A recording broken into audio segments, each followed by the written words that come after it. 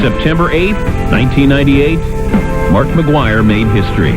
Here's the pitch, and McGwire drops one to deep left. This could be, it is a home run! Gonna make you Number 62 for Mark McGwire! show the world your green, green eyes. See the smell of faith everywhere, every place. We can turn it upside down. We can turn it inside out. We'll give you everything. Things that you never dreamed. Things like eternity. Gonna make you a star. Make you a star. Here's the windup. Fastball hit deep to right. This could be it. Way back there. Oh, now it's What did you know about Roger Maris before this season? Well, I knew he hit 61 home runs. I knew he hit it on my birthday, but I was born 2 years later.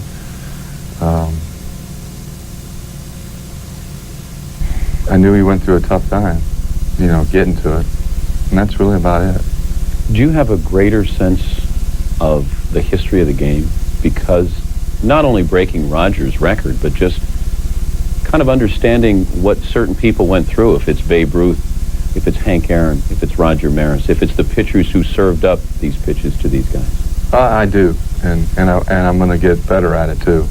Because, I mean, to tell you the truth, I wasn't a history freak and anything at all. I mean, in 1984, I went to the Hall of Fame with the Olympic team. I walked in and walked out. I had no interest in going there. Obviously, now I do have an interest going there. But knowing where I am and the accomplishments that I've gone over the last couple of years, and people putting my name against, you know, Babe Ruth, now Roger Maris, and I'm just sitting there going, this is unbelievable. I can only imagine what they were going through in their time. And I've said it in so many press conferences, you know, it's almost like, you know, I don't fear death.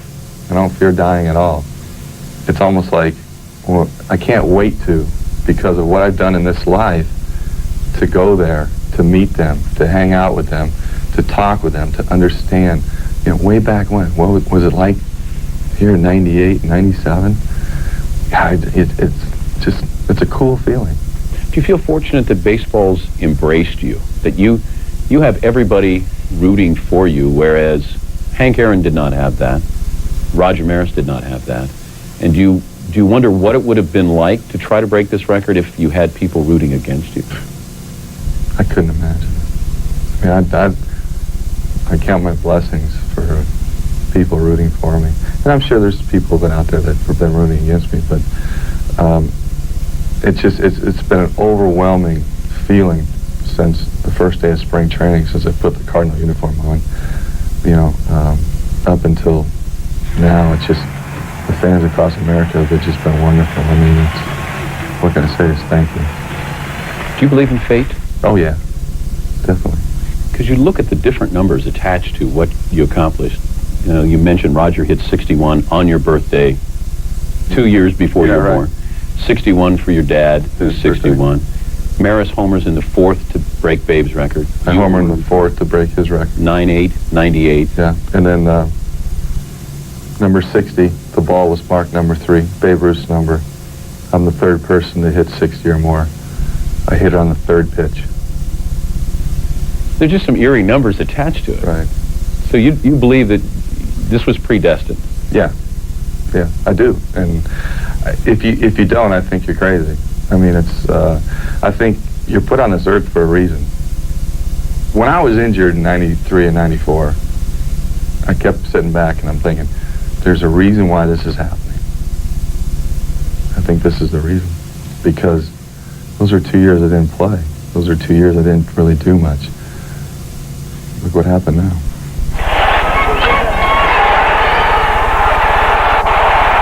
Have you been fortunate to have somebody with you, competing with you in the home run chase? So having Sammy there, instead instead of chasing a ghost of Roger Maris? I think it's been great for the game of baseball. I mean, it's been incredible to you know, people talk about the impact that I've done. I mean, the impact that Sammy's done. It's just incredible. I mean, I don't know if people were looking at it when we did this press conference. Say, well, this isn't really happening. These guys aren't this.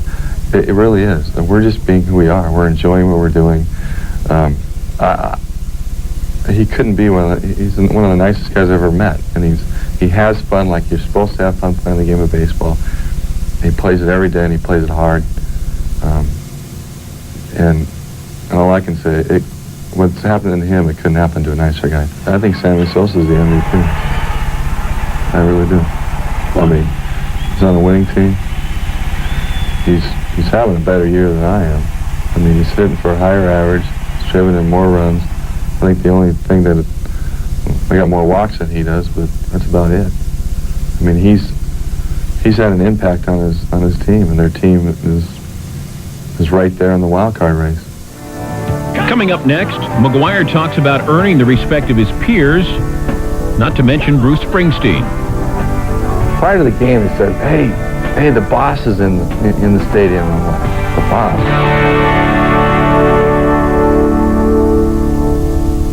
Wednesday night here on ESPN. Tune in at 7:30, right after the early Sports Center. When you look at being a former pitcher yourself, and you look at these guys who served up these home runs, is there a sense of, I don't know, competitive spirit that you can't be friends with them, but you can still respect them for what they must be going through? Oh, I respect everybody in the game. I mean, I know the pitcher has to pitch a game, and nobody really talks much about the pitcher. They always say, well, what's going to stop McGwire, Griffey, or Sosa? Is the media going to be too much? The person's going to stop the hitter from doing something historical is the man on the mound. He controls the game. He throws the pitches. A lot of those pitches weren't like, I mean, they're not sitting there on a tee saying, hit me. I mean, they were pretty good pitches. I was just, I was just seeing the ball well and putting a good stroke on it. Speaking of respect, is it the greatest form of respect when you can make your competitors fans? Yeah. I mean, to see Mark Grace give you a high five, or Gary Gaetti give you a hug, Scott Service give you a hug, Pete Harnish in Cincinnati tip his hat to you, do you sometimes say, wait a minute, I'm competing against you guys, or what's wrong with this picture? Well, I don't know, maybe I can't explain it, but I mean, it's what a wonderful feeling. I mean, it's to have your peers respect you and to understand what was going on, rooting for you, even though they're on the opposition. And then have your peers outside of baseball getting letters from, got a letter from Greg Norman the other day, Pete Rose. Got to meet the boss, Bruce Springsteen. Just to say a few. I mean, it's just, my old Bash brother, Jose Canseco, called me up on the phone. I mean, it's just, it makes you feel so good inside that these people are watching, and what can I say? It's thank you. Are you amazed, though, that this outpouring, these people who want something from you, or you meet Bruce Springsteen? Yeah. That was wild. I mean, prior to the game, they said, hey, the boss is in the stadium. I'm like, the boss? Steinbrenner's here? Yeah, I'm like, okay. And then I figured it was Bruce Springsteen. I'm thinking, guys are joking. Why does Bruce Springsteen want to come watch this game, So after the game, I didn't homer. And Tony walks in the locker room and says, "Hi guys, come here." Brings him out. I was like, oh, "You gotta be kidding me!"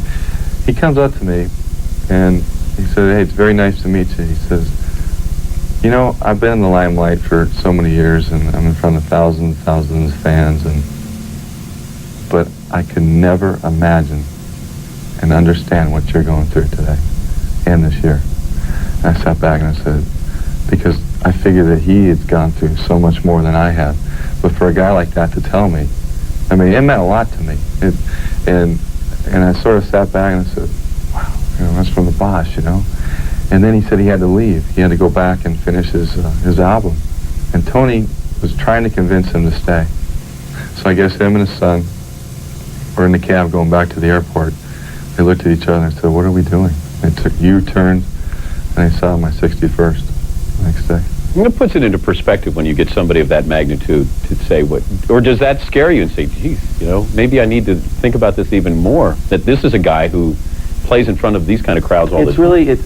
When you're in the position as an athlete, and I've never really put anybody on a pedestal my whole life, except for my father.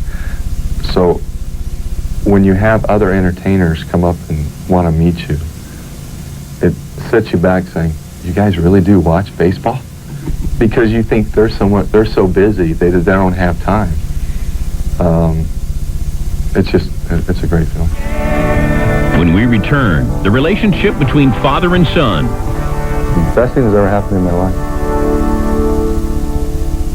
Does having your son around you re-emphasize that you can see the game through his facial expressions and know it is a kid's game?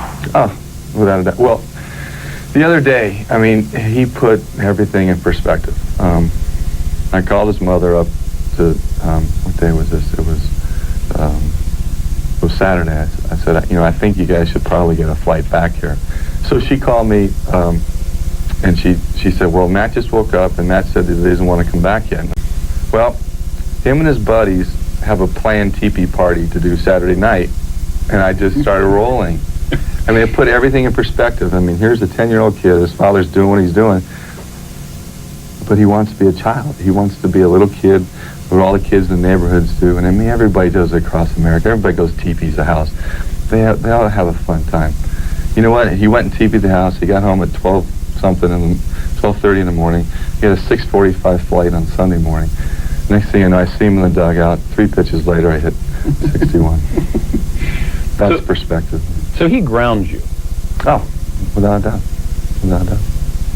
Best thing that's ever happened in my life. To all my family, to my great ex-wife, her husband, to get my son here on time yesterday. For lack of a better term, you're a functional divorced father. Yeah. You're active with him. Not many people. I think you're honest to a fault sometimes. That you let everybody see who you are, even the cracks in your veneer. Did you ever think that maybe I'm showing too much to the public? I show enough to where I think if people listen and they watch my actions, they can say, wait a minute, if he can do it, I can do it. That's what I show. To think that divorce is there's such a high percentage in divorce today, and it's so bad, and people during divorce, they use the children against each other, which is so wrong. If they can read or hear the story that I tell with my ex-wife and how wonderful we have a relationship and how it's so much better for my son to live up in 2 happy households and have a wonderful stepfather, so be it. It can happen. But people just seem to not want to do it. People want to use something against somebody else, and it's wrong. It can't happen. Do you find yourself, you're fortunate to have a healthy child. Do you want to have more children? Yeah, I feel like it. I think the time will come where we'll get married again and have children again, sure. But I'll tell you what, and I've said this story a few times, that Reggie Jackson played with him in '87. And he said the only thing he ever regretted playing a game of baseball was he didn't have a child to watch what he did. And I can honestly say that I'm the total opposite. I got a wonderful son that's got to see something very historical in hopefully many years ahead. Having a healthy child, growing up in a healthy relationship with your parents, what was it about sexually abused children that sparked something in you that just said, I've got to help? Well, I've always done something, when I was in Oakland with children. One year I wore wristbands that had missing children. Another year I built a play center in a local hospital area. And it just, I had a couple of friends open up to me and said they were abused, and it sort of really sank in, and I started looking into it. And then, my best friend Allie worked in a sexually abused home in Santa Monica. I got to go there and visit and really see it. And then last year, when I was traded over here, I knew that when I was going to sign a contract, I was going to do something special. I knew it was that time. And I decided to have my own foundation for abused children. And then how ironic was before this great last weekend, the day off Thursday, I was filming a PSA for sexual abused kids. That's going to be aired nationally. And it's something I'm very, very proud of because it's never been done. I mean, a lot of networks and people are scared to put something on like that because I don't know why, but people always want to hide and not realize and face the music that sexual abuse does happen in every walk of life. Let's try to help these kids out. They're our future. Babe Ruth loved children. You seem to be at ease with children. Is there something about being a larger-than-life person that children don't really want anything and they're honest with you? Well, I think that's the whole thing. I mean, children are honest. I mean, where does children really learn how to lie or joke around? They're just blatantly honest, and sometimes it hurts, but sometimes it's hilarious. I think just ever since I was, I guess, a grown-up, I mean, kids have always been latched onto me. I've always had a good rapport with them. I've always wanted to hold them, and it's wonderful. I mean, my ex-wife has this beautiful 2-year-old daughter that's just great, and I love to go over there and we play together along with my son. It's just, and the kids in the neighborhood where my son lives, it's just, we always hang out, we play ball together, we go out to eat together. It makes me feel like a kid.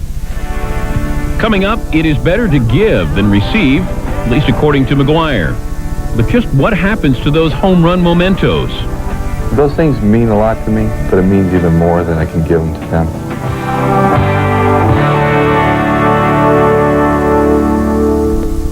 You have a history of giving away things. You have a history of giving. Yeah.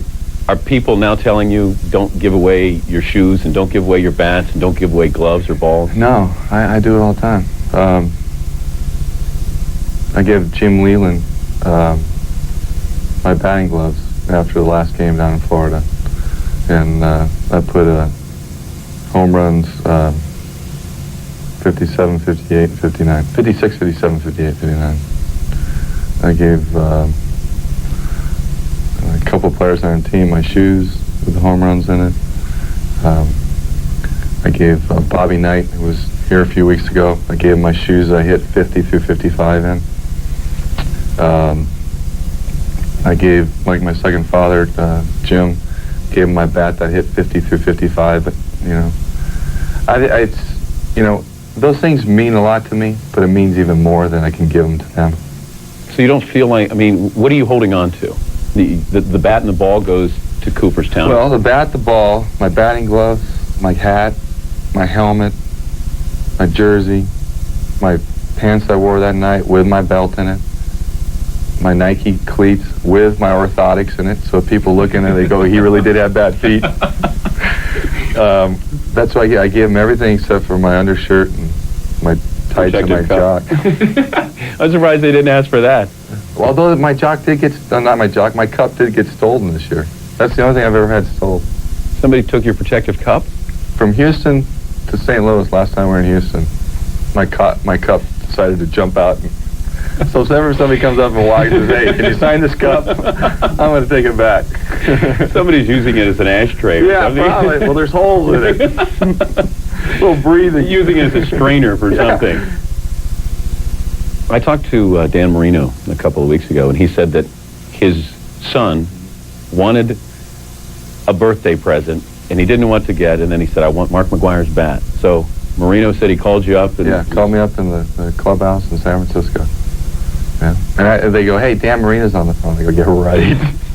I get on the phone, and, I've never really met him, but I get on the phone, and you know his voice from the Isotonic glove commercials, So I get on the phone, and he says, yeah, my son, he wants something from you. And I said, can I do anything for you? I said, sure. I said, how about signing a jersey to my son? I got back from the road trip, the jersey said to Matthew. What's been the negative side of all of this, the biggest drawback? Going through the chase, or now that you've reached it, is there something that that's always going to be in the back of your mind? I think that if there's anything negative, if you even want to call it negative, is the people trying to find stories about my family, calling up friends or schoolmates that I haven't talked to in 20 some odd years. I mean, somebody on our team was saying the other day that they interviewed an old girlfriend of mine, like back in the 2nd or 3rd grade, and I was like, time out, I didn't have a girlfriend. So I mean, how can they do that? I mean, people were going back to my hometown where I grew up in Claremont and filming the Little League field. They went to my parents' old home and filmed, well, this is where Mark McGwire lived and grew up. I mean, I think that's when you cross over the line. I think I have no problem doing that. But come to Mark McGwire first and ask if that's okay. You know, because sometimes, you know, I don't know what these people are going to say because I haven't talked. I can't say I don't associate myself with these people, but I haven't talked to them in years.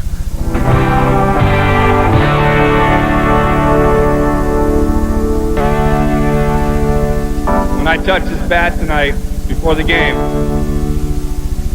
I knew tonight was going to be the night.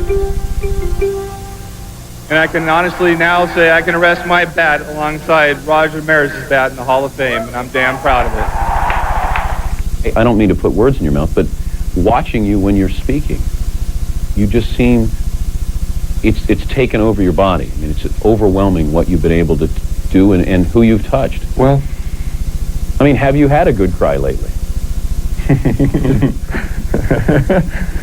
I've released a few times.